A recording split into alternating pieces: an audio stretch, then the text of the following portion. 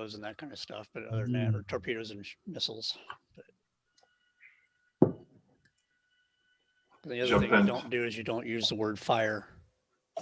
You don't use word, oh, because fire means different. Yeah. That's So there's two things really bad about being in a people tank, and that would be water and fire. Yeah.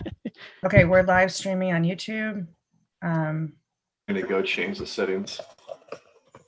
Any kind of breakfast grilled sandwich this morning, Mayor, that you made? No, I went with, I'll call them bacon infused scrambled eggs. That's called bacon and eggs. Nice. But we say the word infused because it's cool. Hey, what Anybody heard from funny shirt Marcus? you got on there? What was that, Steve? I see something inappropriate on your attire there. I wasn't sure what was going on there. I forgot to announce that today's alma mater day. I was wondering why it was so bright. Now I understand. Yeah. Perfect. Hey, Lewis, do we have, we're missing Marcus. Yeah.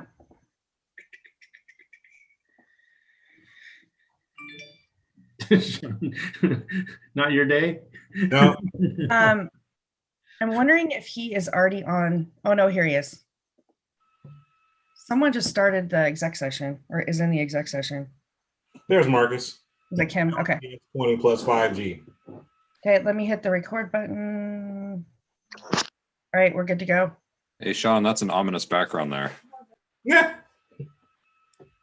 What's ominous is this is my second meeting today. Okay, so we are back Saturday morning, and this is the 2021 City Council retreat.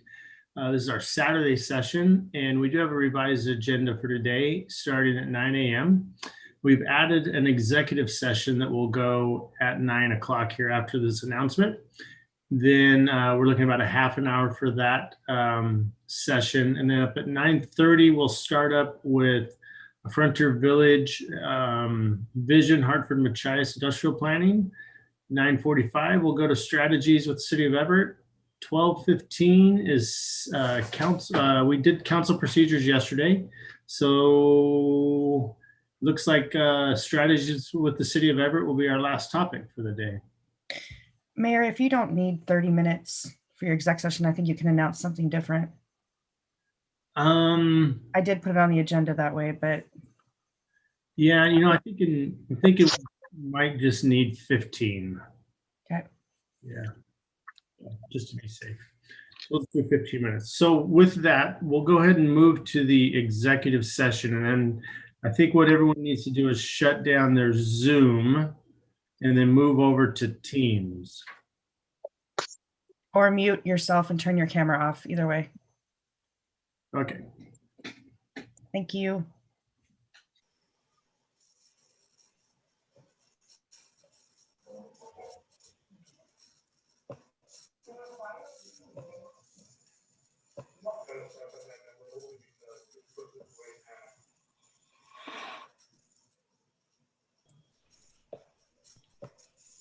Morning, Wes. Morning, Eric. How's it going? Oh, not too bad. Russ, do you need to be in the executive session? I didn't get an invite. If I'm needed, send me the invite. Same here, Kelly. I'm not, so. Kelly, what do I need to do? Okay, do I need to go somewhere? Get out of here? Yes, I sent a link yesterday on Teams for the executive session.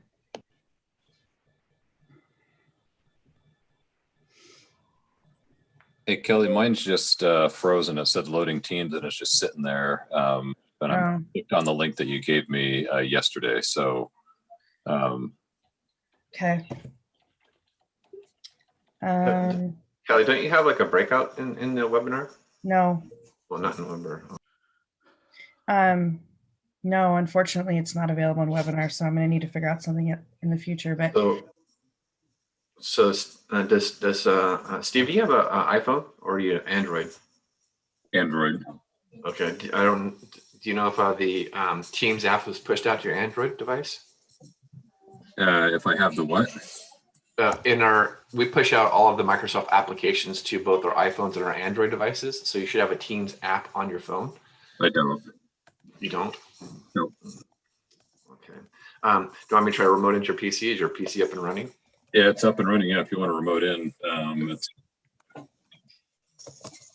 There should be a call-in number on the Teams as well. I think you could just call. Yeah. Steve, you know what, let me do that. I guess it's Okay. for the audio, so let me do that. I'll call in from my personal phone.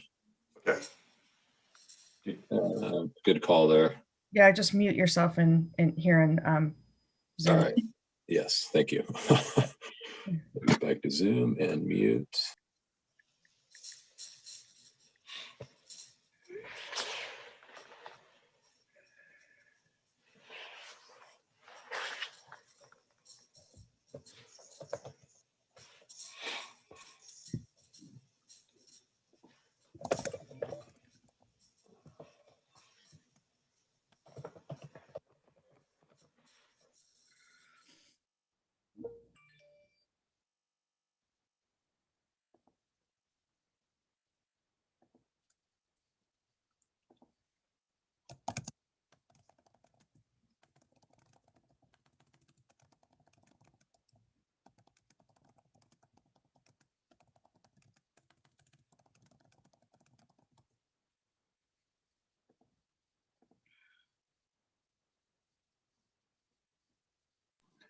Hey, Kelly, I just typed in that number that's on for audio only, and it says it can't find a meeting.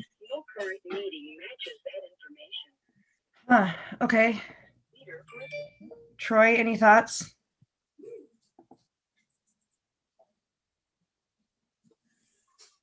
Troy, are you there? Hold on, I'm muted. Give me 1 second. Okay. I can hear you now.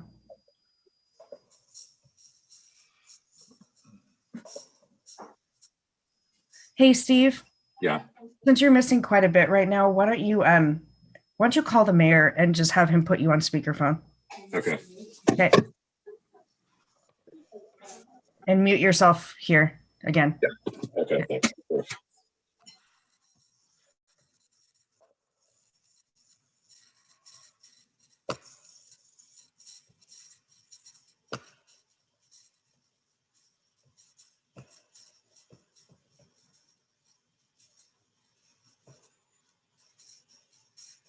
Yeah, he's gonna have to accept my remote invitation for his computer. Okay, he's probably working on calling the mayor right now.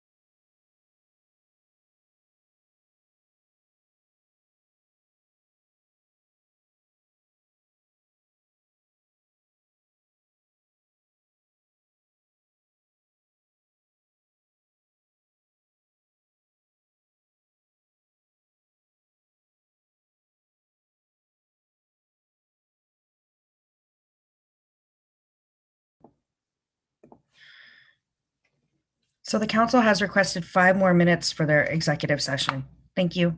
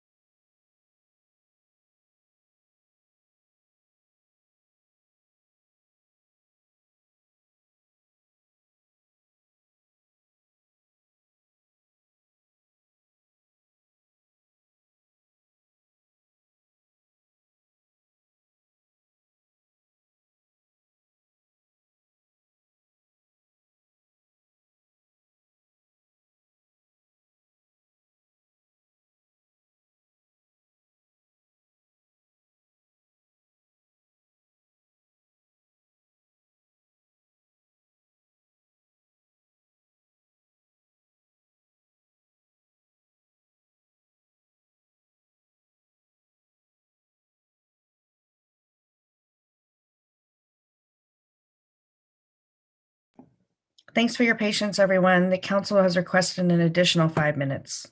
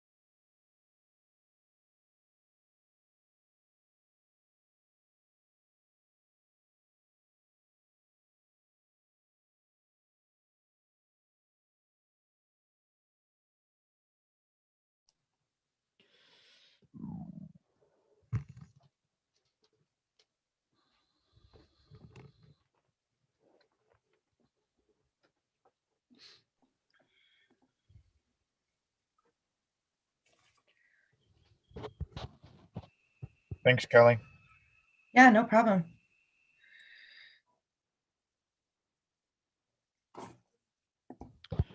Can you hear me? Yes. Thank you.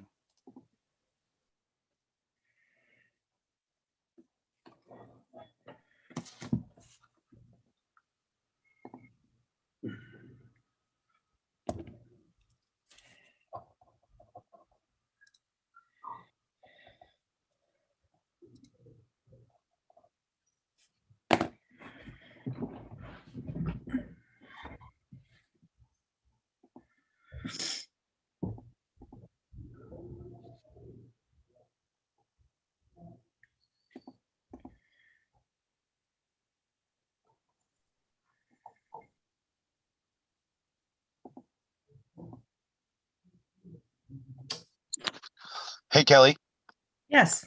this is Marcus. I'm going to go grab another phone and I might jump off this phone and go to another phone. Okay. So I might jump out of the meeting for a minute while I grab a different phone. Would it say your name or the phone number or your type of phone? It should. Okay. It's going to be my city phone. So, Okay. Thanks. okay, bye. Bye.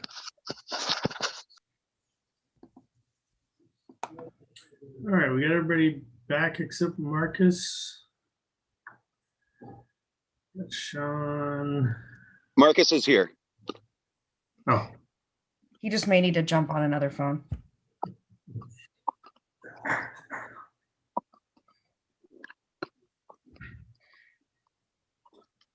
I think we got everybody.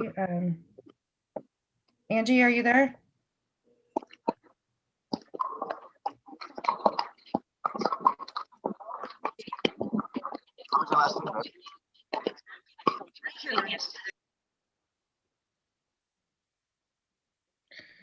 I'm here. Hello. Oh, good. Good, good. Sorry. Okay. No worries. Just a few little difficulties. I'm back. Oh, Gary will be here in a second. I'll bring him in. I know that switching over is not the easiest, so thank you for your patience with that. Going from Teams to Zoom. Kelly, Ann Anderson's trying to get on, but she can't find the link. Can you text it to me or something, or I don't know what?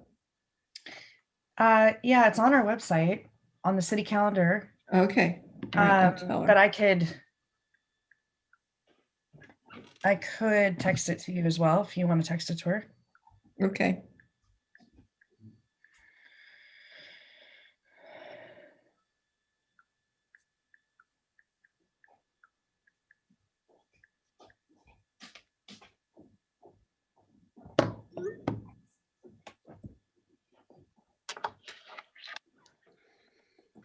All right, we got everybody? I think so. I think so. Are we recording? We good there, Kelly? Yeah, everything is live streaming and we're recording. All right, perfect. Hey, one little note for everybody. I did set up with our much talented Dawn Smith I asked her if she would do a video with each of you, 2 3-minute video. I would love to have each of you jump on or get with her, do a little short video talking about yourself, talking about what you're doing as a council member and what's important to you about the city. Whatever you want to talk about there for 2 or 3 minutes. Love to post it on the website so that citizens can see more of, know more about you and know more about what you want for the city. So if each of you would reach out to Dawn and set up a time that you can meet up with her to do that video, she's expecting you to get a hold of her. All right. So with that, let's get on to the first subject of the Frontier Village Vision and Hartford Machias Industrial Planning. What I wanted to do here is I just wanted to get some thoughts. I think Russ and I want to get some thoughts from the council on both of these areas. Next week, we have some staff. I've invited Matt Tabor from the council, maybe a couple other folks, just to sit around the table and talk about the Hartford industrial area and the Machias industrial area, and start talking about what we can do to improve infrastructure, to improve beautification, to improve different ideas on that would stimulate some growth into those areas and to attract additional businesses. So I want to talk about that. But I wanted to get some council feedback before that meeting next week. And then the other discussion I want to have after that is the Frontier Village Vision. And as we know, the 204 Highway 9 project was unpaused this week. Thank you very much. And so we will be doing phase 2 this summer, which is creating the northbound lane on Highway 9 from Market to 4th. Next year, and over that next 2 years, 2022 to 2023, we'll see the build out of the roundabouts at 9 and 204. So I wanted to do some early planning and thought process on what can the city do after that project is over. So we're shooting long-term thought process, right? It'd be 2024 before I think we start hitting this. I wouldn't want to create any more construction congestion while WashDOT is doing their thing. But I wanted to start thinking about what does Frontier Village look like after the roundabouts are done? And mostly looking at the 91st from say Wendy's to just past the Ram is what I'm thinking. What does that look like? What do we want to have our city be able to attract into that area? What events, sorts of ideas would be beneficial to that area? So I don't want to get too much into my thoughts. I want to hear your thoughts. So Russ, let's kick off the industrial side of it first. Is that okay? Absolutely. And before I launch into that, with the council's indulgence, I want to answer your question about what other UGA applications are out there for the next year. We did get that information, so I can run through that in about 2 minutes, and then we'll launch into a good, healthy discussion on visioning. Kelly, can I share my screen? Yeah, you're a panelist, so you should be fine. Okay, how do I do that in this? Okay. Yeah. Host has disabled participant screen sharing. I'm too scared from yesterday. Sorry. Okay, now you're good.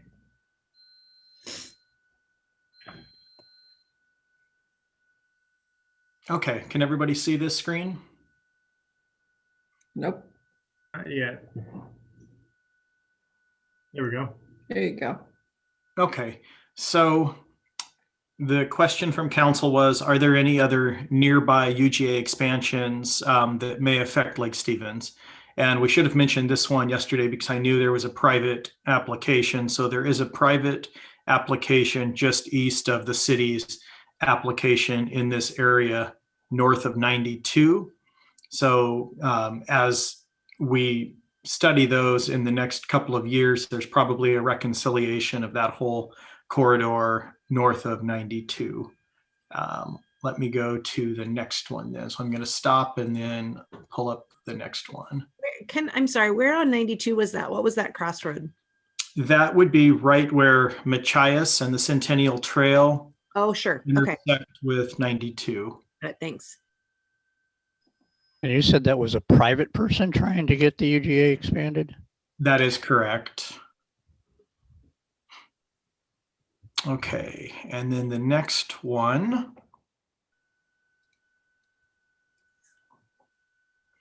is over next to the Lake Stevens Community Park.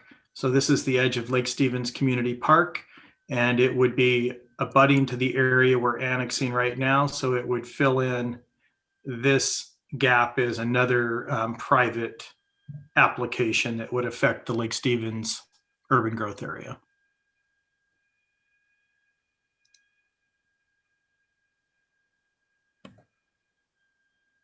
And then the other one that affects the city is in, well, it doesn't affect the city, but it's near the city, would be in Marysville.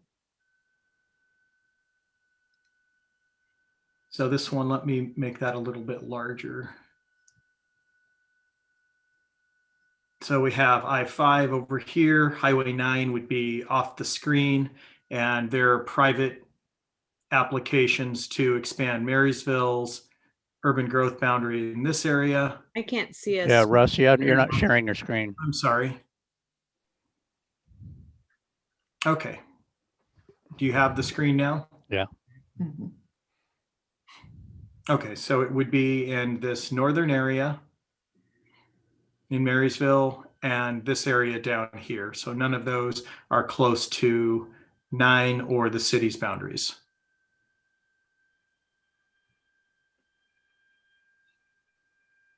So I just wanted to bring those to the council's attention. Then there are several other applications in the southwest UGA area, which is on the other side of I-5, Stanwood, Monroe, and Maltby.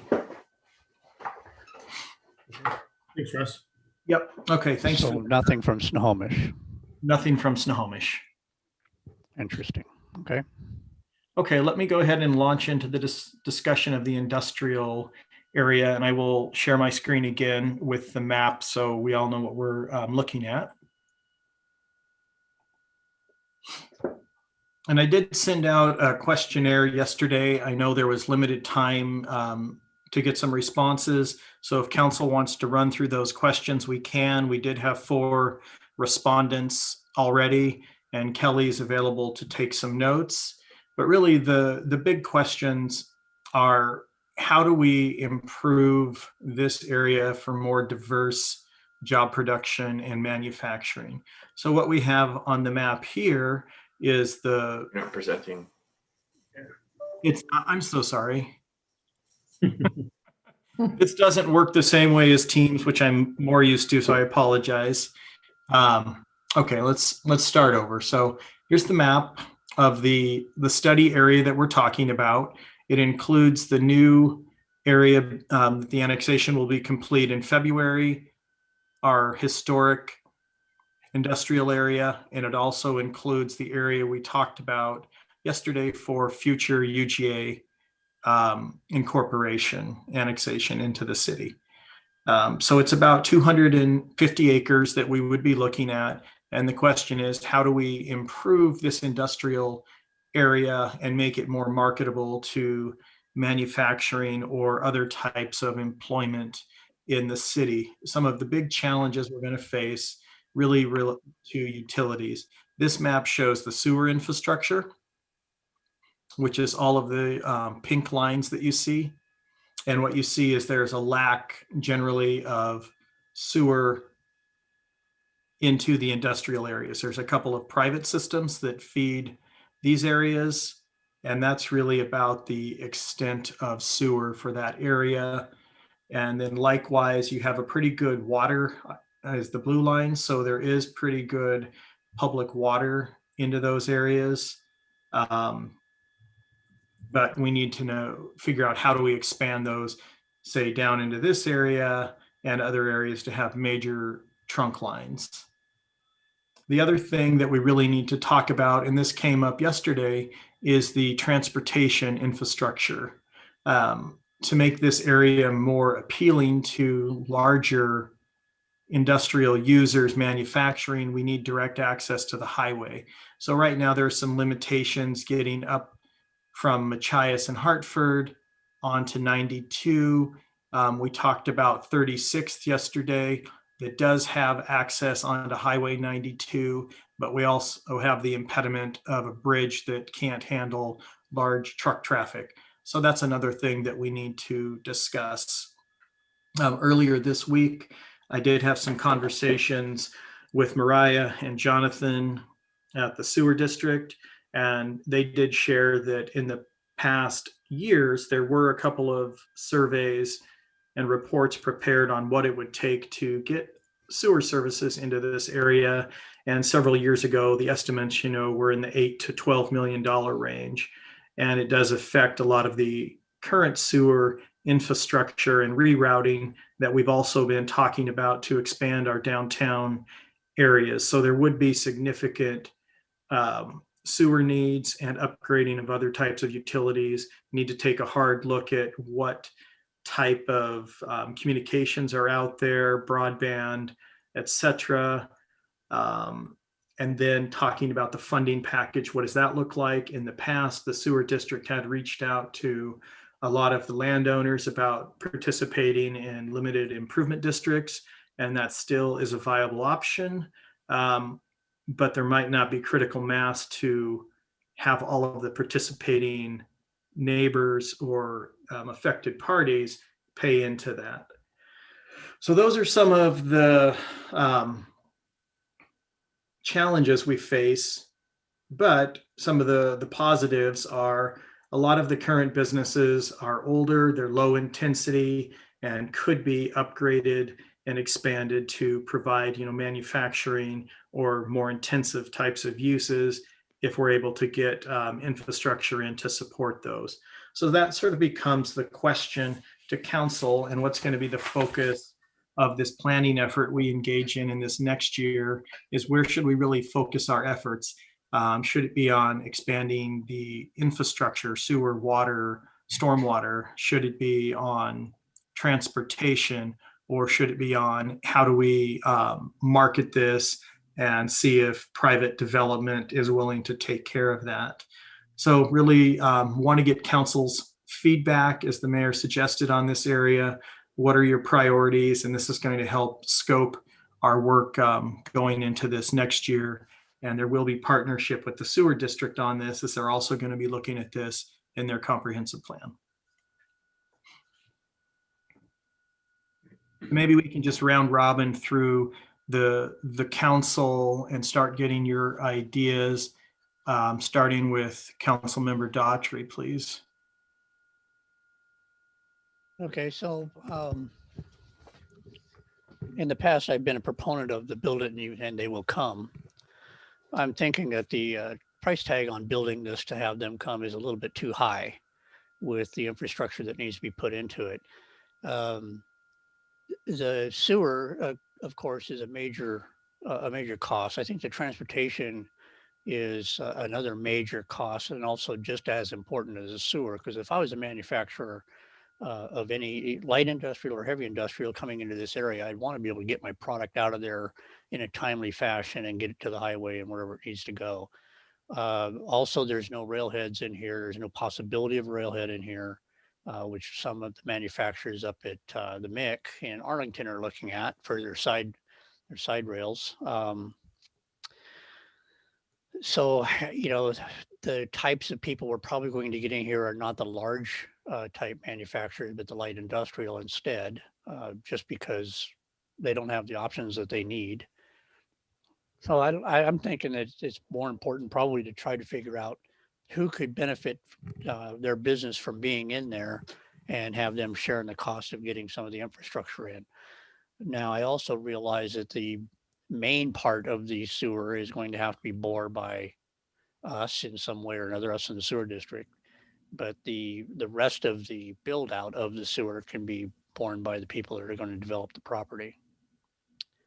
As far as the transportation getting onto 92, I think we're going to need to come up with some innovative ideas for that, because right there at the north portion of that is a very dangerous area coming around the curve from Granite Falls, right there past Grade or the Machias Cutoff. That's a very dangerous area, and trucks lumbering on to make a left-hand turn onto that is going to be problematic. Thank you. Councilmember Frederick. So Kim made some excellent points. I think that sewer is of significant importance. If you're asking strictly for priorities, whatever is going to be developed there, there must be sewer there almost first. Along with that, I guess the bigger question, and maybe this conversation has been had too far in the past for a direction and change, is light industrial or industrial really the right future for this area? We constantly talk about the beauty of Lake Stevens, the resource it is as a lake. We talk about how this is a town that is filled with up and comers. We talk about our youth. We talk about libraries. And when I think about all those things, and I think about Lake Stevens, what I don't think about is light industrial or manufacturing.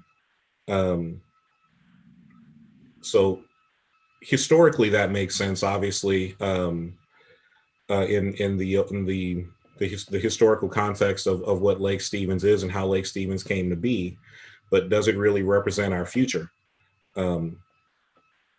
I'm looking at this area and I see a zone that is at least touching 92, which is a well-traveled road, again, to Kim's point. And, there is almost no retail all the way from the 9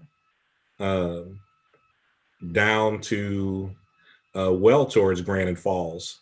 There's essentially just a road. And, do we have a desire to draw people into Lake Stevens to spend dollars? What does that development look like?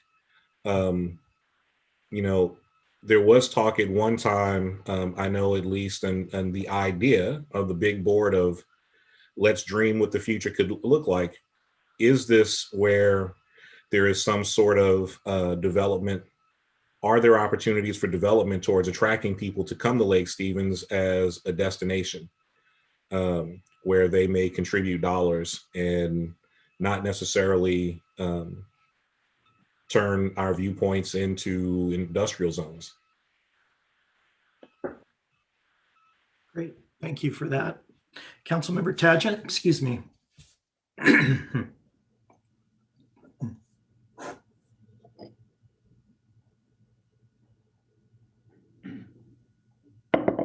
Is Councilmember Tagent on still? You know what? He must have dropped off just a few minutes ago. Let me bring him back in. Okay, that's fine. Councilmember Peter Shagan. There we go. Thank you. I heard Sean's comments. First, let me start. Everyone can hear me okay? Yes. Yes. Okay. First and foremost, part of that agreement we made with the sewer district was they're supposed to bring sewer to the Hartford district. It says right in the agreement that's their responsibility, which they haven't done yet. Second, I think there's a significant investment to get, the sewer going there, but the bulk of that space has been used for marijuana growth, right? Is that correct, Russ? Marijuana and storage facilities are the primary uses. So on most of that marijuana, we get very little income from that. Is that right? Correct. Right. So my fear would be that we can continue, because we're losing thousands and thousands of taxpayer dollars by having the marijuana growers in there, because the state takes all the revenue from that. So that would be a concern of mine, especially if we're going to put money in there and then have it be used up by marijuana production. So that would be my concern. Part of me looks at maybe some other areas I'd rather see investment go until the sewer district or the city puts our funds into that area to get sewer, which could take several years to have happen anyways.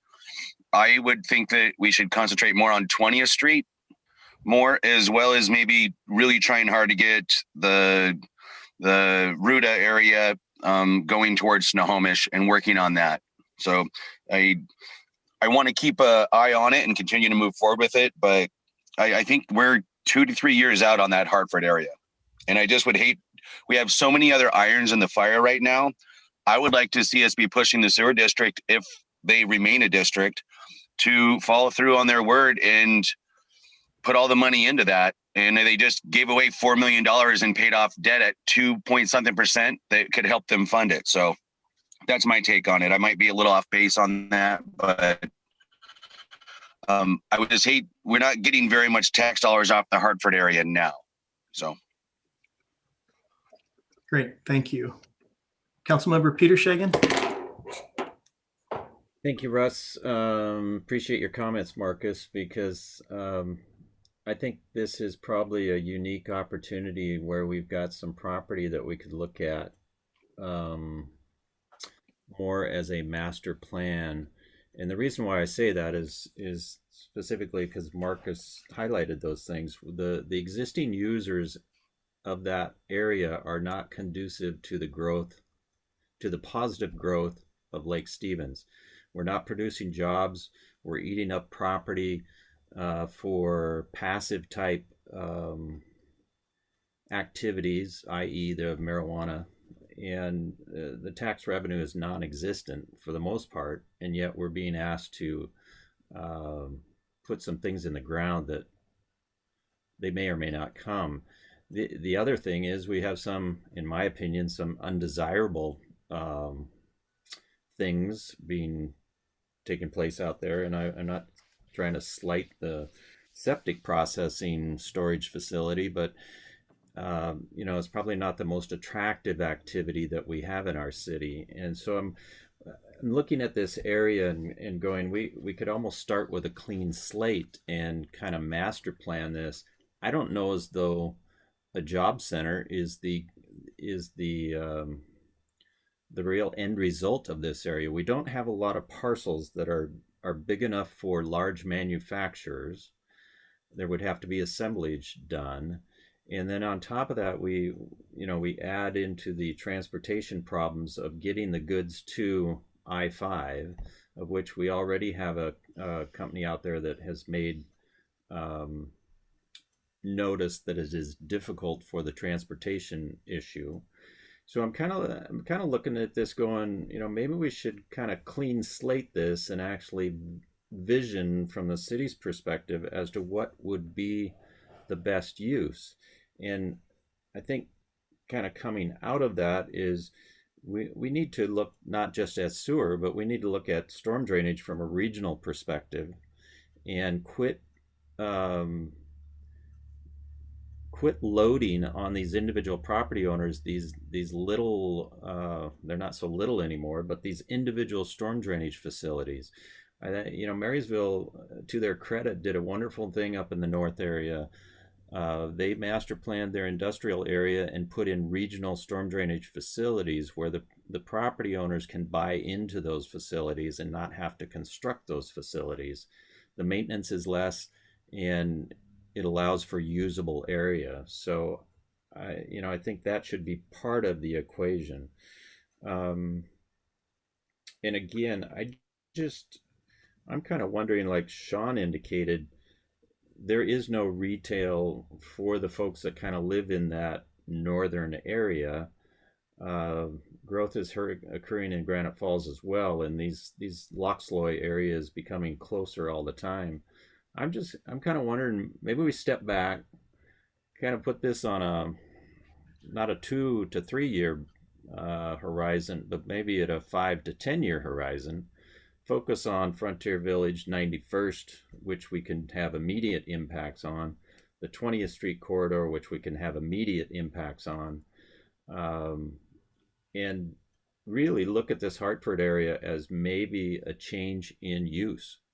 I mean, I could see something along the lines of a master plan community almost, in the sense where we could have some retail, we could have some housing, maybe a shopping district, and not to take anything away from downtown, but this area is extremely underutilized. And I just think that if we are forcing the issue of industrial, I think we might be missing the boat.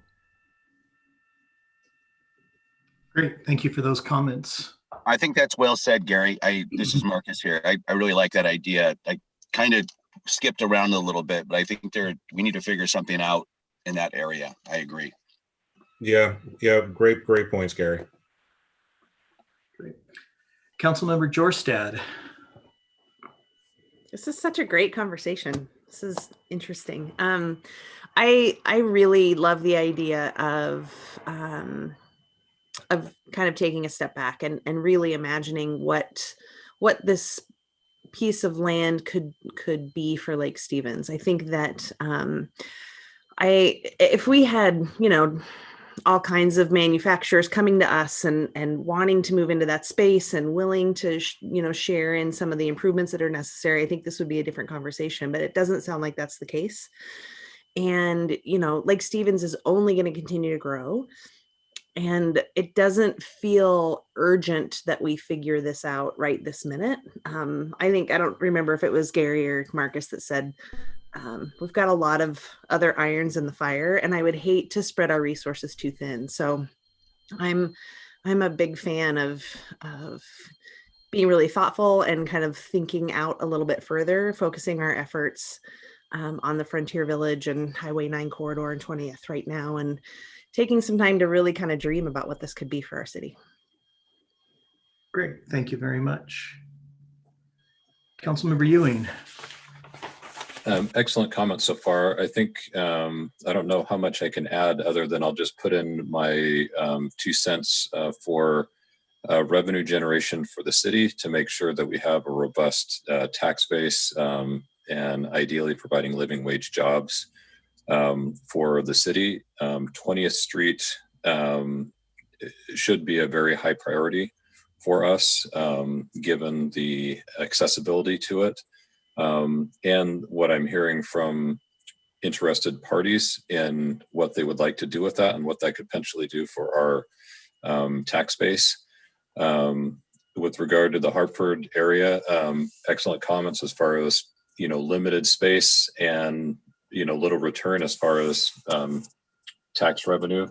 One thing that's I'd love to see is tourism, recreation-based tourism, and interviewing a couple of the parks board members. That's 2 things that 2 of the candidates brought up, had strong interest in revitalizing that. We lost a half Ironman due to lack of infrastructure, and that was an extraordinary event that I loved participating in every year, and brought people from all over the world to be a part of that in our city.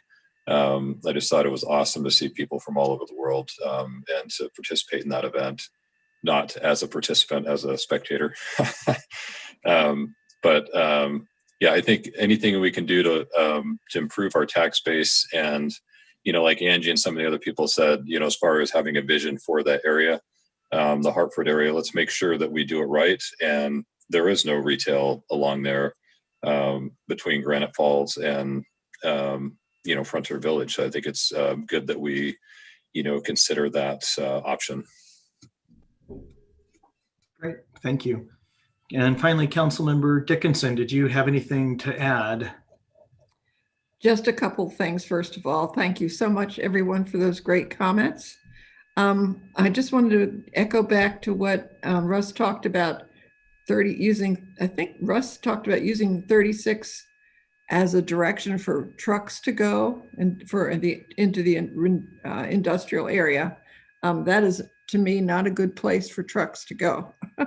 It's a residential area. There's houses there and children, lots of kids. So it would be a dangerous place for trucks to go. Anyway, that was just one side thought.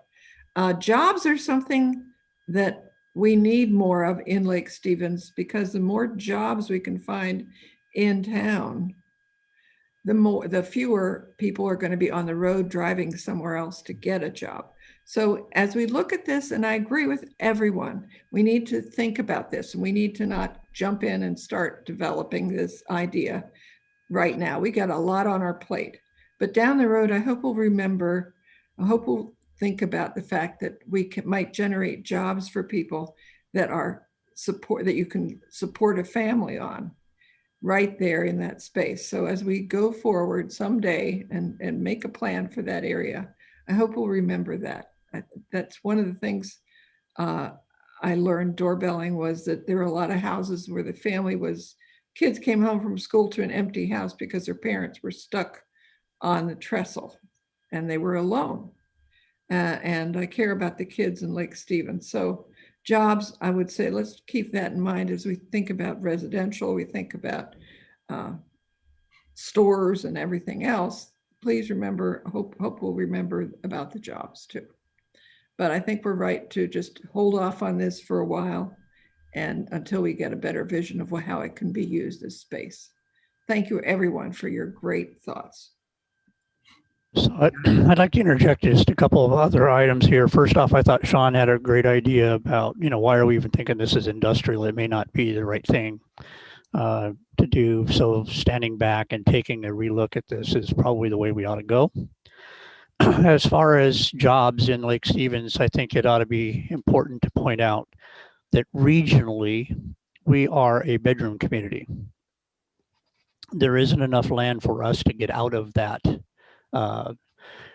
moniker for us. We are always going to be a bedroom community, and what we have always prided ourselves in is being able to live and play in a very nice place. And we are continuing with our parks program and things like that to make it a more livable area.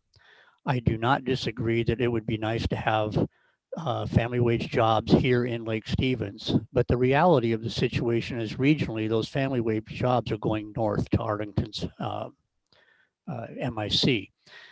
And what we really need to do then, if we took that on as the reality of the situation regionally, as a regional partner, is we need to look at, okay, so how do we make that better for our citizens that are going to work in the MIC or up in the Arlington area and live in Lake Stevens because it's the place to live in the Pacific Northwest. And that would be the transportation of Highway 9, because that's going to be, in the next 5 years, a very real problem. And I've already started working with community transit on the problem, but that's not the only issue. That community transit can't really fix the problem either. They can be a portion of the solution. So I think the idea of looking at this, getting back to the industrial area, looking back at it a little later, start on this maybe 3-4 years down the road, and actually looking towards the 20th Street corridor, and everything else we have our irons in the fire on, is the most judicious use of our time and resources. But I'd like to point out that we're regionally we're a bedroom community, and we just don't have the property, the land to get out of that and to bring in any kind of large facilities that are going to be family wage jobs that are going to make a big difference percentage-wise to the rest of our area. So I think we should start to look out a little bit more regionally when we're talking about these kinds of things and where we fit into that. And quite frankly, there's nothing wrong with being a bedroom community. There's nothing wrong with it. As long as we can give our citizens what they need to recreate and be safe and want to live there. The school district is doing a great job in that area. It always has been, and we just need to continue to support that. And so I don't have a problem with where we are regionally. Hey, Kim, I just wanted the great points there. For example, we brought in a car dealer. The one used car dealership that we have is doing very well. But used car dealerships are not only provide living wage jobs, they also provide a robust tax base. And people shouldn't go to Marysville or Everett or Snohomish to go get those. Just like we have no lodging, we have no car dealerships. There's things that may be a benefit to the citizens, and also could provide some revenue for the city. Great. Well, I'm certainly not saying turn off all of our all of our trying to get living wage jobs in here. I mean, I wasn't trying to say that. A car dealership would be certainly, I think, even a bigger priority is some kind of hotel or whatever. I think that's a huge priority for us to get people to come in and use the facilities that we're building from out of town and bring their tax dollars to our town. That's a huge thing. So yeah, I agree. Getting a car dealership and getting some other retail spaces. I'm looking at that north area right there on 92 industrial area. Why wouldn't that be a good place to have some kind of a sports authority or something like that, where that's the gateway to going out and enjoying, things out in Granite Falls and out in the mountains and things. So that'd be a great place to have some kind of a sports or facility of some kind, retail facility. So, I just like I said, we don't have enough land to make it all better and compete with Arlington or Marysville or any of that. So we just need to embrace what we are and make it the best we can.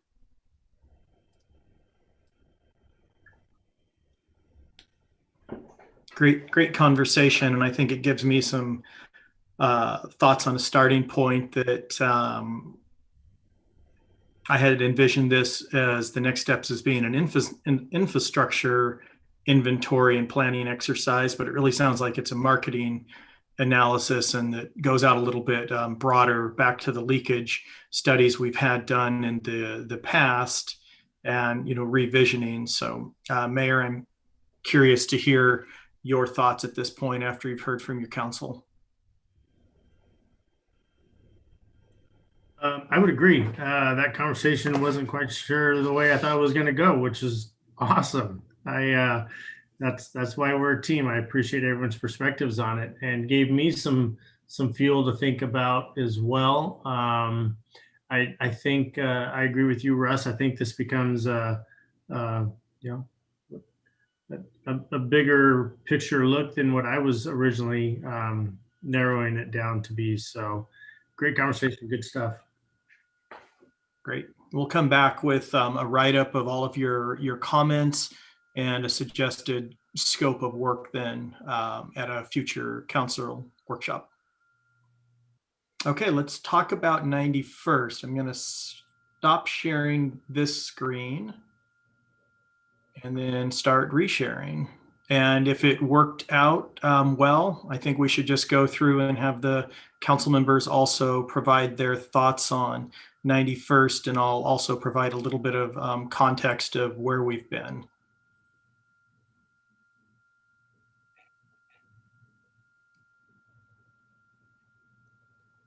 So for the newer council members, we went through extensive sub-area planning in 2011, adopted in 2012. That formulated the 20th Street Plan as well as the Lake Stevens Center Plan. The Lake Stevens Center includes the Marketplace Plaza that we're talking about. It also includes Frontier Village and that greater west side of Lake Stevens and everything around SR9 and 204. One of the things that we had looked at in that initial plan is how do we improve the businesses or the appearance of the city at that gateway of 91st since the plan has been implemented, and after WashDOT committed to making those improvements, we saw reinvestment in Frontier Village. Obviously, that brought in new tenants to a lot of stores that had been empty for a long time. Now that mall is full. They've done a facelift. There have been other new businesses where the Mod Pizza is. That was redone. Starbucks, that was a complete rebuild. McDonald's was a complete rebuild. So there's been a lot of energy and reinvestment. We've also seen the Ram and Bartels at their new location. Also, they've believed in the vision and where the city is committed and the construction of the Vernon Village Plaza. So there's been interest in the area, the plan, and being part of the community. But what we're looking at is how do we get reinvestment and help shape the development of these older parcels. So everything, say, from Hagen up to the corner is on 91st is really ripe for redevelopment. We've seen in this last year, well, the year before, some reinvestment with LJ's moving into that area. The corner building that had burned, the old red barn, that's being redeveloped right now with a car wash facility, because that was the best use for them for that property. And then there is the older industrial area just off of Vernon Road. So that's really the point of this conversation, is looking at that 91st corridor and that little industrial plaza and some of the areas then adjacent to the Red Barn, or excuse me, to the Bartels and the Ram. How do we want to move our vision forward that was identified in that sub-area planning process? Is that still the council's direction, or do we need to look at modifying that sub-area plan? But really it's, from the city's perspective, is do we look at beautification? Most of the utility infrastructure is there. There have been some council recommendations on improvements for the transportation, and it's how do we move forward with preferred uses, such as the old industrial site. If we could find other homes for those businesses, is that a better gateway for something like a hotel or something like that? So again, I'm going to open it up to the council. Before I do that, Mayor, did you have any other comments you wanted to add to start this conversation? I do not. You did a good job on that, Russ. Okay, we'll go in probably roughly the same order we did before. Councilmember Daughtry. Oh boy. I got a couple of questions first, Russ. In the very bottom left-hand corner, where the trees are down there, just past Market, that's not really developable, is it? I mean, that's a steep grade right in there. It's a challenging parcel. It is steep getting in there, and it would take the right type of business. In the past, there had been a plat there. That plat had expired, and then as part of the sub-area process, the council had rezoned it for commercial use, and there has been interest in doing like flex space in there by people in the past. Unfortunately, this property's been tied up in lawsuits for the last 4 or 5 years. But a flex workspace where you could bring in small commercial type uses in small, almost like to support industrial uses, I know is what people have talked about, like a landscape company or a small construction company. So I think if you had the right use, it still has a commercial purpose, but yeah, it is a challenging property. Okay, so one of the roadblocks in my mind when I think about commercial developments is that it's really up to us to figure out what we want there, but we're not the ones that are going to say exactly what goes there. I mean, it's up to the individual companies that are going to come and say, hey, I think we would do really well there. And so I think it really becomes a marketing issue on our part and not a whole lot of infrastructure type stuff in this area. you've got a bunch of people in here. You've got a great right there by Sherwood, which great. We're going to have an office building going in there if Sherwood gets their way. I don't know what else they're going to do with the rest of their property. It's a very big sized property there. But right in front of that, you've got a storage facility. How do you, and so the question would be is how do you entice some of these people that don't have particularly good uses of the property and what we say is a good use? How do you entice them to move elsewhere? I don't understand how that works. It's the same conversation really is downtown on the downtown plan. How do you get Jay's Market or the people that own that property to say, hey, everybody, we need you to leave so we can rebuild our building? And so Jay's Market is now doesn't have any place to do their business for 2 years or whatever. I guess I just have this blockage in my mind about how that works. To make this a viable area and have our focus on it, I think is the right thing to do. The transportation is pretty much set in motion already, with the exception of probably Market and 91st right there, because I'm not sure we've actually made a decision what to do there. I know we've had a roundabout plan there for a while, but I don't know how that's gone, if we're still working on that or not. So I don't know. I don't have much to say about this area. I think, people are using the area they want, and it's got to be redeveloped, but how do you make that happen? I'm at a loss on that. Okay. I'm just going to admit it. Thank you. Let me respond to a couple of thoughts on that.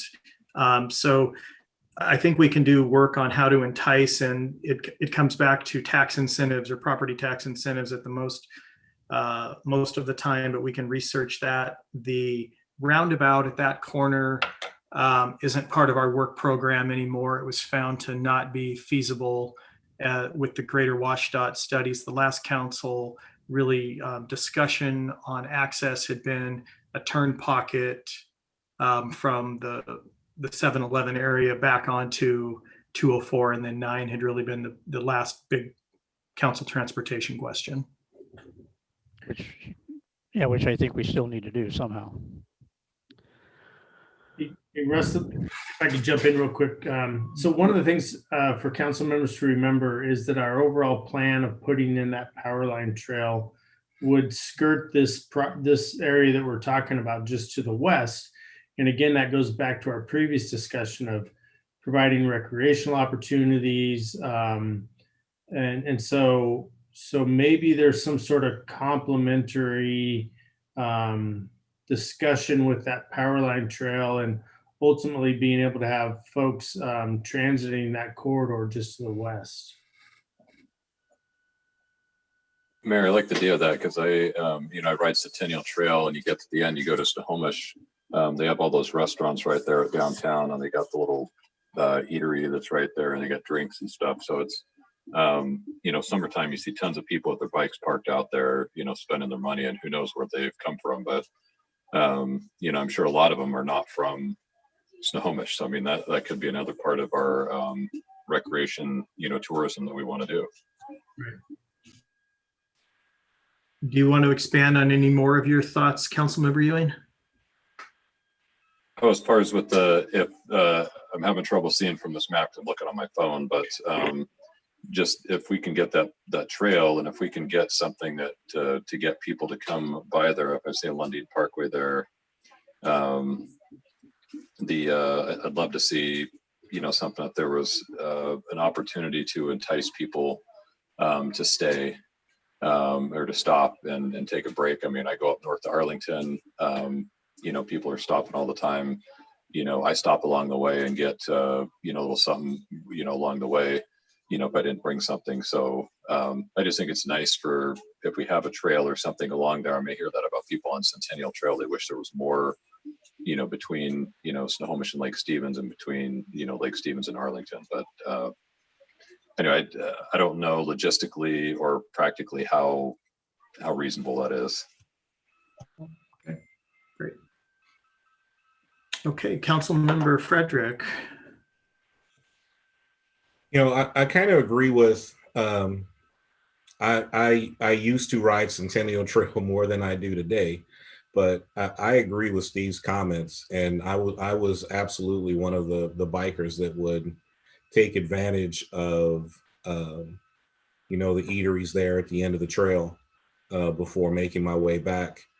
So I think that would be a nice use if it could be worked in. Not exactly sure how that would work. Obviously, there are already a lot of tenants here. So what Kim said makes a lot of sense. How do you incentivize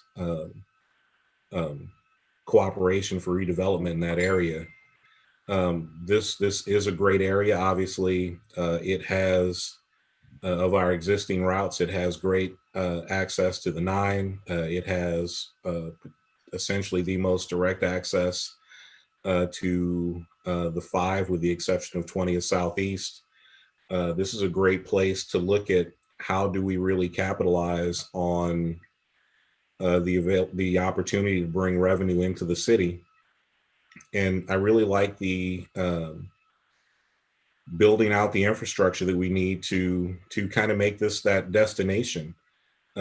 We all know all of the great things about Lake Stevens, especially the lake, and it's known that people come here for the lake. We talked about that in detail with the discussion on fireworks. So how do we capitalize on that? We know that some of the development we're doing in Costco is really geared towards bringing people into the region into the area for retail. But looking at sports tourism, we lost the Ironman.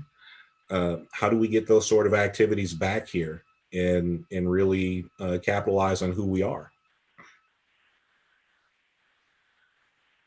Great. Thank you so much. Okay, Councilmember Tangent.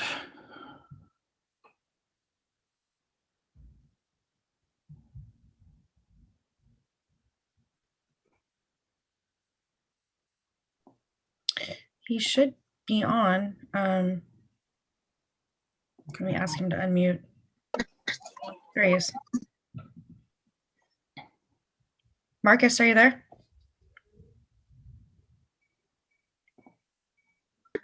Can you hear me now? Yes. Okay. That area has a flow problem. It's kind of a mess. I don't really look at that area as like an incubator space. Russ, like you had kind of talked about, is that what you were thinking? Just that one property in particular, not the whole area. Yeah. So I think we do need that right-hand turn lane by 7-Eleven. I don't know why we just can't take action on that. I don't really care what DOT thinks about it. Every resident who lives here knows that needs to have a right turn to help the flow there. I like the trail parks type stuff that that the mayor brought up and Steve brought up, but I think that area we need to look at it because there's a lot of businesses. We don't have a real good anchor tenant in that area. Hagen's is probably the best anchor tenant we've got. So we need something that's going to draw people over there. And I think incentives for people, building other types of stuff. I just don't see, I think we need another access off Highway 9 to get to the back side of it somehow, which I know the Department of Transportation is not, 204. The Sherwood School keeps trying to would love to have a Highway 9 204 access to that. But DOT's like, no, that's not healthy. But we got to figure something else out to help that flow. So I think until we do that and find someone who's an anchor tenant, I think that area is going to continue to suffer a little bit. And the Red Barn area that's all throughout there, that area is kind of, I don't know. It's not, I think everyone thinks of it having cigarette signs and, alcohol from the Red Barn. I think we need to step up the image of that area as well. Those are my thoughts.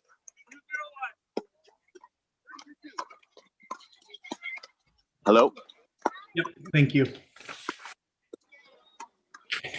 Okay, Councilmember Peter Shagan, your thoughts. Thank you, Russ. I agree with all the recreation comments. Those are great comments. And so I'm not going to repeat those, but I, run along the lines of what Marcus said. When I drive down 91st, my immediate impression is tired. That segment of roadway is tired. It's run down, I guess, for a lack of a better term. And so in order to go through that process of trying to upgrade things, the immediate issue is how do we improve the capacity of that road? That's probably one of the more heavily traveled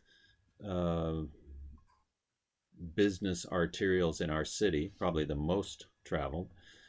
I wouldn't consider Highway 9 as arterial, but a 2-lane road doesn't cut it. And Marcus is right. There needs to be an accommodation for a right turn lane onto 204. The stacking that takes place in that area prohibits the business, 7-Eleven in particular, and as well as the backs up to Jack in the Box. And I don't, other than providing some sort of relief for that, it gets down to be a capacity issue. So if we're going to somehow incentivize people, which I'm not a fan of, I think the way you incentivize people to do something with their property, and I'm going to pick on the storage facility that's back there, is you got to give them a carrot, and that carrot is usually in the form of density. It's not a tax incentive. And so that creates a want for the property owner to do something. And unfortunately, Kim, some of this stuff gets down to luck. If you don't have a cooperative property owner that has a want, time is not on our side. So sometimes it does get down to a little bit of luck, although creating an environment for somebody to stimulate activity is probably the biggest moving ahead want. One thing I would ask is that we do increase this study area to include the team fitness area as well as the commercial activities there by Union 76, Burger King, and so forth. Those are very visible parcels. As we all know, things do not last forever. It's not to say that Burger King will be there forever.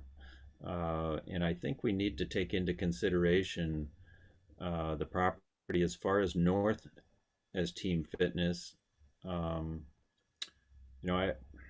Even the vacant parcel to the north of that. The greatest use for that area up there. So I think we need to evaluate that and kind of look at it and see what some options are. But capacity is the biggest issue on 91st in my mind. And again, if you're going to do something in regards to that, we got to kind of do something with the aesthetics and so forth, and kind of rambling here a little bit, but capacity is the biggest issue for 91st. Great, thank you. Councilmember Jorstad. I appreciate other people going before me because they put words to the thoughts that are in my brain. So I love the description tired. I do think it's tired. And I think that investing in sort of having a plan around the beautification of that area, that feels like one of the main gateways into our town. And I think if that's people's first impression of driving into Lake Stevens, it doesn't entice folks to necessarily want to stick around, right? So, so having that entryway be more enticing, just investing in, I don't know, medians with trees and benches and improving the walkability. I think that the fact that we're looking at that power line trail sort of up against that area, the ability for someone then to, venture off of that trail and walk along a beautiful sidewalk and drift into some boutique shops that are in that area, that are in a space where you want to stay, I think makes a lot of sense. I didn't know the term anchor store, but I was thinking that same thing. Like there isn't one thing that really brings people to that area, and to really think about what is it that that would pull people into that area, and then what is it that makes people want to stay. So I appreciate the words of the folks before me. Thanks for helping my thoughts make a little bit more sense. And Councilmember Dickinson. Well, true to form, I come up with something no one's mentioned, but thank you everyone for your comments. One of the thoughts I've had about both Frontier Village and Marketplace is we could grow up rather than out and I'll probably get shot down. I don't care. It's okay. Go ahead, shoot me down. Have apartments over these stores. What that does is it brings people who don't want to drive all over the place to shop. It brings your customers right there. It also makes it more vital. And yes, it's a very tired part of 91st. I have to agree, that's a good word. But I've often thought that if we did this, and I know they do it elsewhere, and they do it in Snohomish, you'll see apartments over stores all over the place. We don't seem to do that a lot here. Maybe I'm wrong, but I haven't noticed it. But I just wanted to plant that seed, that thought. And otherwise, I don't have anything to add because all of you have said so many good things about that area. It's good to know about that. I'm very happy with what we've done up off of Vernon Road there with the little businesses that we've brought into Lake Stevens. That's been wonderful to see. That's just a thought. Would that help? I don't know. So comment on that. That was actually the key component of the sub-area plan for 91st when we put it together, was that would be a mixed use street. So that is definitely in the plan. It's zoned for that. And to some of the other council members' comments, it's how do we incentivize people to make the change? Because there are, I think the word tired is very good. It was tired 10 years ago when we started the planning of this effort, and it still is, but probably the reality is the cost per square foot of the construction and the land hasn't quite made it to the point that people are ready to reinvest. So that's really the hurdle. And hopefully we'll see what we're doing downtown where the city's taking the lead to reinvest, that will have some synergy with private folks to want to take the next steps. Thank you. And Mayor, did you have any final thoughts on this area? I agree with Mary. I'm a fan that I think we need to start going up in the city and especially in this area. I think some of you have heard my thoughts on the community transit center property. It's something I've shown, I think in the last couple of weeks, to about 3 different folks, giving them a vision of maintaining the transit center, but creating a multi-use residential live where you transit sort of development on that property, and it's gaining some interest. So I agree with Mary on that. I agree that 91st is tired, but does it pencil yet? That becomes the bottom line on a lot of this. And how much can the city incentivize something to pencil out to create additional new development? So those are my thoughts. Good stuff. That's I appreciate Gary bringing up the northern portion of that we don't have on this, which is that Burger King all the way up through that northern parcel, even above Team Fitness. I think is a good area also to look at. And where Rustic Cork is and Wendy's are now, and that's a great success story as far as that redevelopment on that spot, or development on that spot. So yeah, good conversation.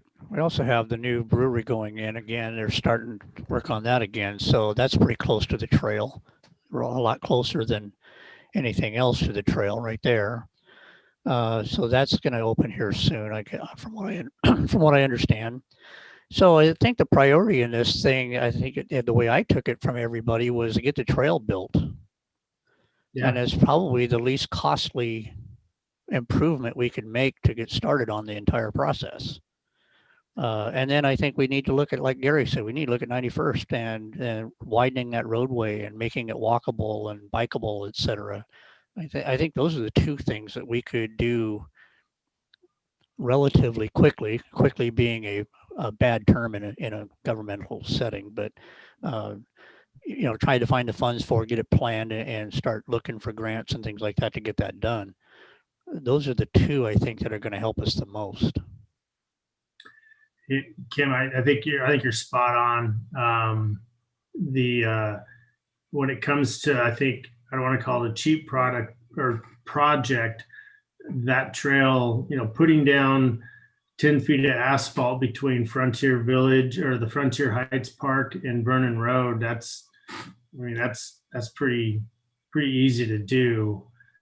And then continuing to connect it to the Marysville Trail, getting it down to our first phase of the water or of the power line trail. And it just creates that interconnectivity within the city. But, I hear the common theme of being a recreational gym, the city of Lake Stevens, and I absolutely agree with it. But where does the other than additional retail, some restaurants, where does the real revenue source come in for the city if we go that route? The hotels, possibly. I'm just throwing that question out because once we get a hotel in here, I mean, that's kind of why we lost the half Ironman. And that's why we can't attract, regional tournaments for soccer or for softball or for whatever. We don't have the accommodations, and in part, we don't have necessarily the facilities. I mean, my niece is on a, AAU team, and she came up here from out of state to play in Redmond. Granted, they have the facilities there, but I said everyone went there, stayed in hotels, ate at restaurants. We have space that we can make that happen. And I think that'd be a great way to get revenue from people that don't live in the city. Yeah, I agree. I would add one thing, and just keep in the back of your mind, none of us are hotel operators. None of us are restaurant people. If there was a need for a hotel in this community, they would be here. Mm-hmm. And I think we might be reaching a little too far when we're trying to focus in a specific, as Kim indicated. We can kind of create the framework, but to focus in a specific business or a specific user, I think that's very difficult to do. And I guess I, again, would remind you, if there was a need for a hotel in this community and a market for this hotel in this community, they would be here. Yeah, I think Gary's right on that. And so it's incumbent upon us to make that necessary. It was just like way back when we started on the 20th Street project and trying to get commercial entities to come in and give us a look. And, the first thing we said, the first thing that most of those developers said was, you don't have enough rooftops. Well, we've certainly taken care of that problem. And, that's why we got a Costco. And so we've taken care of that portion of the formula. And to what Gary's saying is we haven't taken care of the rest of the recreational type projects that we need to get done. For instance, we need to get done with the Cavalier Park. That needs to get finished. I mean, that's going to be a gem for bringing in people from outside the city to be able to do things. And if we could just get that thing done and start focusing on that, plus the power line trail, plus going out and getting, get the soccer fields done up on 20th, all those things are going to lead to a hotel looking at, hey, we got a lot of people coming in here. We need to get them accommodations. So we've been chewing at it, but we need to really start getting it better. And there's a lot that has to happen. A lot of money's got to be spent.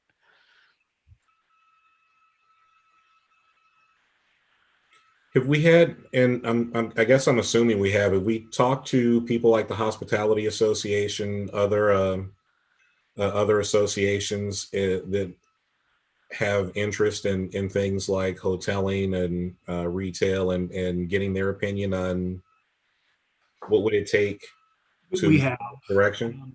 Yeah, it's been about 3 or 4 years that we were actively meeting with hoteliers, and there has been an interest in a hotel in this part of Lake Stevens. There's also been interest in a boutique type hotel downtown, but a lot of the things that have been brought up is we have to correct a few things to reattract these sports facilities. So that's why we've been pushing Snohomish County really hard to site that regional sports complex at Cavallaro. If that doesn't happen, then maybe we need to take a look at some other things and make that happen, push to take Cavallaro over ourselves and, build that type of facility.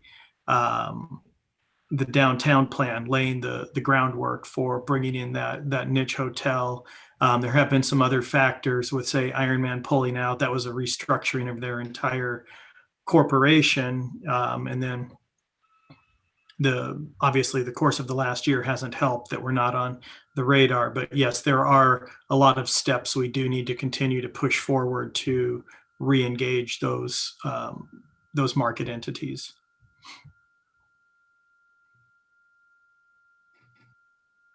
Okay, thank you, sir.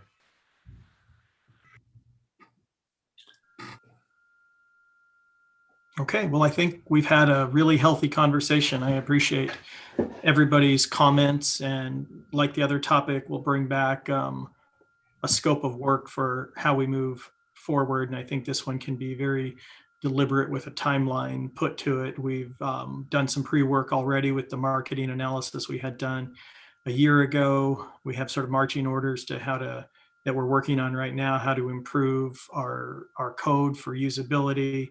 And so then it really becomes making decisions over the next, I'll say 2 to 5 years on capital projects and investment and those types of things. So we'll more to come. All right, good stuff, Russ. Appreciate the work. Appreciate everyone's thoughts on this. Good stuff. Good discussion. So with that, we got one more topic to go through. I don't see this topic taking an hour. Do we want to push through, or do we need to take a quick 10 minutes?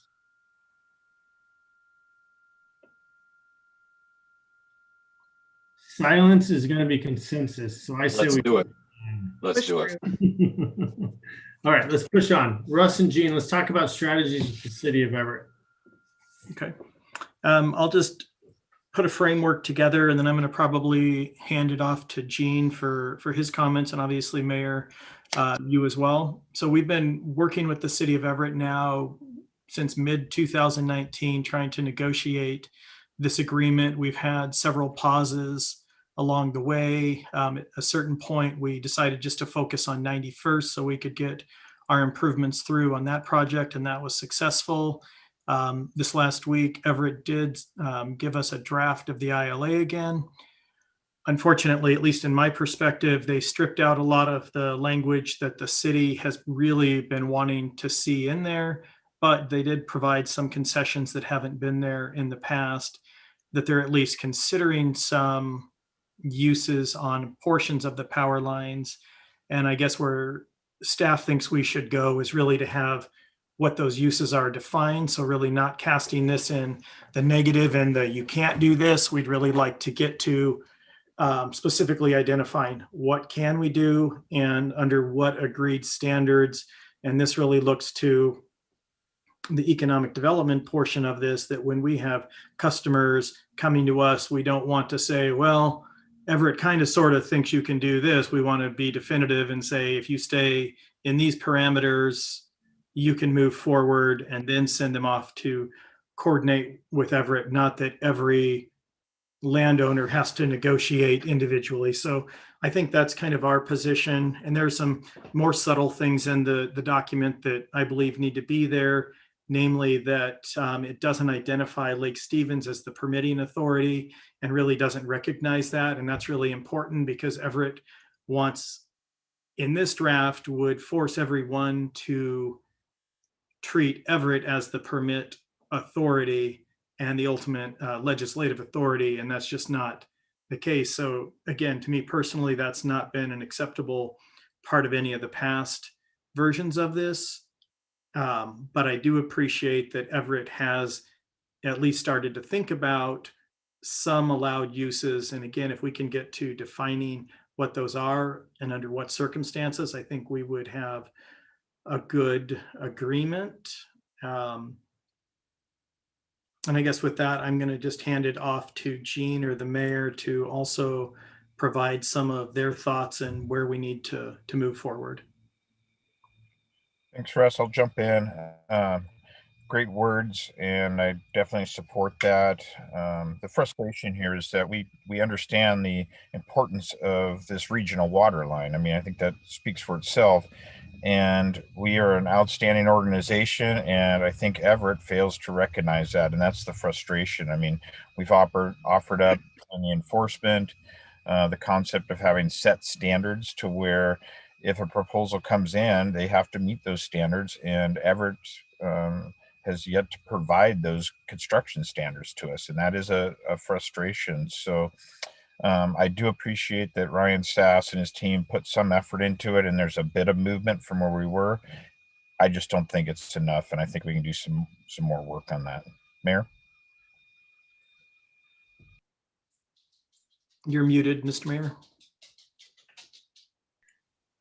You would think we would know by now. So I agree with the comments. I had a discussion yesterday with Mayor Franklin about this after getting the new revised version from Ron Sass. This has been a 2 or 3 year long discussion, Russ. It's been too long. So what I did with Mayor Franklin is I asked her, since we're in phase 2 now-ish on Monday, come on up, let's walk the line, let's look at the line, let's look at what we're talking about, let's go have some lunch, and let's figure this out mayor to director level and hash this out over the table instead of just drawing this out by months and months waiting for answers. And she is agreeable to that. So I think that's our next step, and I'm confident Cassie's a good person, and I think that we can get somewhere doing that line of talking. But what we wanted to do is get the council up to snuff on where we're at on this process, because it's so detrimental to our economic development along 20th Street, and with Costco going in, we have developers and folks wanting to put in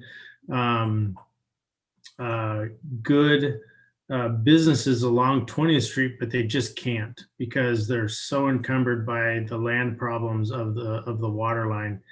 And so that's my next step. That's where I'm going next, is having Mayor Franklin come up with some of her folks. Let's walk it, let's take a look at it and figure it out over the table. But I think what we're looking for from council members is your thoughts. If you think there might be a different route to go, or just your thoughts.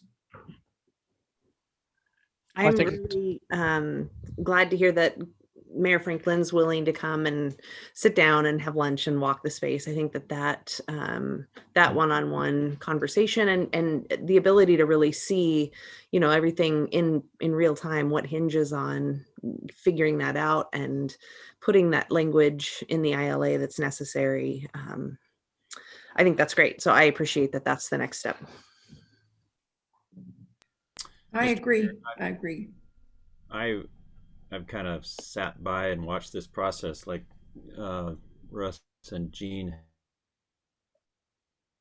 have said, for the last 2 or 3 years, and we kind of do a circular motion. We just kind of go back to where we started from. And granted, there's been some movement, but my suggestion would be is that you take a tool belt with you with a hammer and wear that to your meeting, and in your other pocket have a symbolic lawsuit, because what they're doing is extreme in my mind. There's plenty of corridors that have utility crossings throughout this state that are allowed. And so I guess the symbolic would be, we're going to hammer you with a lawsuit if you don't get to some sort of agreement with us, because what you're doing is effectively putting a moratorium on any development along our 20th Street commercial corridor. They've allowed us to do a site-specific modification, and for whatever reason, they're not allowing us to do anything else on the rest of the corridor. So arbitrary and capricious kind of comes to mind. They're being selective in their decision-making process, and I don't see another alternative. We could be sitting here talking about this for another year, 18 months, and still be where we're at. In the meantime, the market has evaporated, maybe. People go elsewhere. We're lucky enough to have an individual, Mr. Johnson, who wants to invest in our community via a car lot, and he cannot sit there and wait and wait and wait. Money doesn't sit in a pile waiting to be used at a later date. It's meant to be used and invested as seen fit. And if we get to a situation where this continues, people will simply go elsewhere. They will simply stop talking to us. And I just, the frustration level is high. We have a major gas line that goes through our community that is crossed all the time. Williams Pipeline keeps physical observation on that line after it's crossed. We have PUD water lines that go throughout our community that are crossed. It doesn't make sense. The Everett transmission line goes through the city of Everett and gets crossed. And then to look at an aerial as to what they've allowed to be utilized through various property owners along their pipeline with storage of boats, cars, you name it, whatever, it doesn't give me a high degree of satisfaction that they're real concerned about what happens over their pipelines. So again, a symbolic gesture of enough is enough. We need to move forward and protect our rights as a city to allow us development on this corridor. And engineers are for the purpose of figuring out problems. They can figure this problem out in a matter of hours, days. Russ knows that, Eric knows that, Gene knows that. So this continual talking, I'm on my high horse here, but this has got to stop. It's got to stop and get some results. Can I ask how much progress have we made in the last year? Like, did we start here and we're still here, or did we start here and now we're here and there's just a few other details to figure out? I'm trying to understand. We circled back almost 100% to the starting point that we were a year ago. The only concession is the new document in very unclear language suggests they will allow some parking over the outer 30 feet of the lines. But again, the language is not clearly written and I think fairly ambiguous. So, okay, and they asked for a larger setback, which again, that one's the one that really frustrates me. You have a 100-foot easement by another jurisdiction across properties. They would like a 15-foot setback off of their 100-foot easement. So that's an additional 30 feet on people's properties to utilize is what they're asking for. That's a taking. Okay, that's helpful. I'm going to stick with my original comments about appreciating that there's a conversation and dialogue happening, but I like Gary's idea about taking a hammer to that conversation. Absolutely. You need to take a 2-pound sledge with you and say our next step is litigation, because if Cassie can't get this moving in the right direction in a very quick manner, then we just need to go to litigation and get it over with, because this is killing us. and I'm sure that we're going to win on something like this because, as Gary said, you go into Everett and there's, buildings sitting over that dang line. So that water line. So what the hell? What are they doing? I'm looking at the Google Earth and there's a cul-de-sac sitting over that line, and there's, which they could build across that sort of go and undermine that. I understand that, but holy stuff I'm seeing on that line is just crazy. It's crazy. And Brett, you have indicated you've met with Cassie or had conversations with her on 3 or 4, maybe 5, 6 different occasions. If there was a will, and you know this, there was a will on the mayor's part to make this happen, all she has to do is send an email and it will happen. And it hasn't. So we talk all we want and be nice all we want, but there's got to be an end to the road that says enough is enough. You either make it happen, or the only alternative we have is to go through the courts. Yeah. And Brett and Kim's exactly right. There is no way we would lose this situation. No way.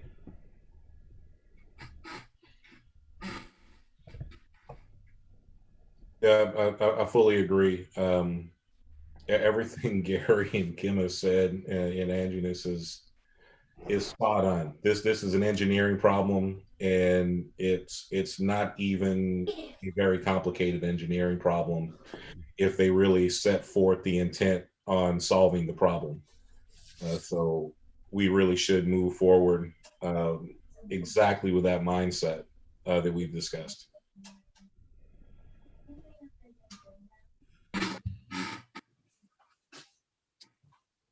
Well, I agree with all the comments, and I don't know that I have a 2-pound sledge. I might have just a little tiny hammer, as I'm not much of a construction guy, but I have 2 of them available anytime you need them. They're right there in the corner. I got it. I'll carry an 8-pound maul. I want pictures. I do. I'll tell you,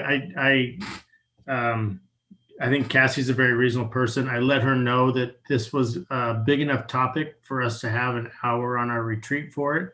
So I think she's very cognizant that it's a big deal for us. And I will contact her on Monday.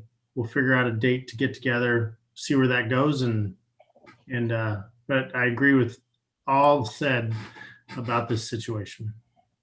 I just, Brett, I just want to compliment you for your efforts to foster that relationship with her, because she doesn't have to come out here and do it. The fact that she's agreed to do that is great.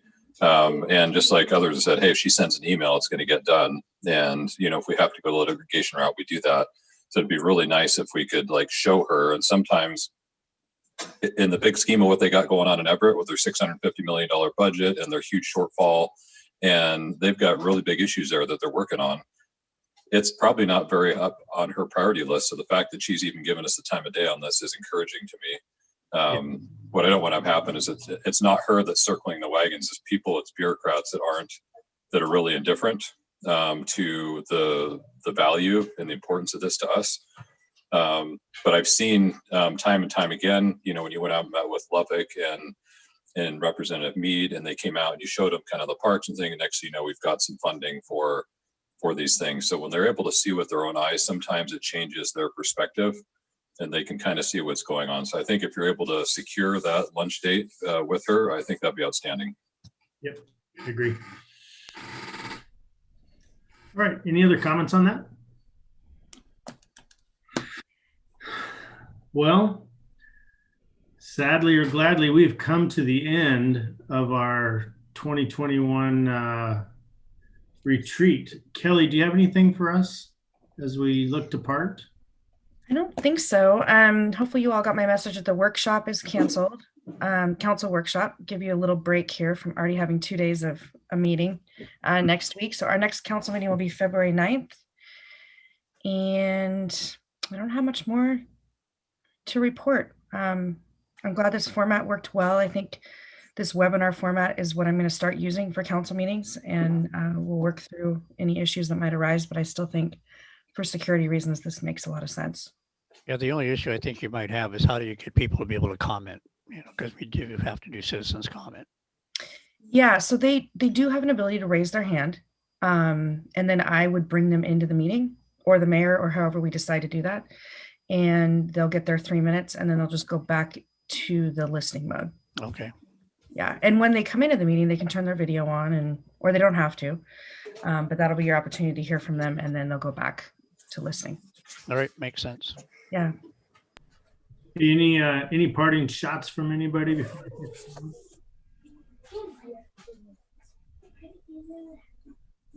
Okay. Nothing. So with that, I just want to thank the staff. I enjoy working with the staff every day, and they put in a lot of time and effort and thought into what we talk about, and they do take what we talk about at these retreats back and start working them. And I just want to give that appreciation to the staff. They do a great job. And I want to thank this council members for all the input and thought that goes into what we talked about over the weekend as well. And just it's fun to be part of the team. And I do see us as a team bringing together everyone's talents and moving forward the city, which is what is expected of us. So with that, that's all I have. Enjoy the Saturday. I'm going to a different Costco, but soon to be hopefully another Costco a little closer in a couple of months. So have a super day. Bye, guys. Have a great day, everybody. Take care. Have a good weekend. Take it easy.